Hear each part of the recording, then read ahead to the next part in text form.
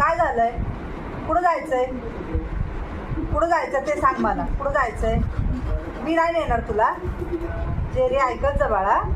काय प्रॉब्लेम आहे तुला? काय प्रॉब्लेम आहे? काय झालंय? आज उपवास आहे आपला. आज उपवास आहे आपला. जेरी उपवास आहे आपला आज. हात सोडा माझा. हात दुखतोय. हात दुखतोय माझा. मी नाही नेणार तुला. ओके, मी नेणार नाही तुला. मी रडू रडू बागड्या तुटतील माझ्या.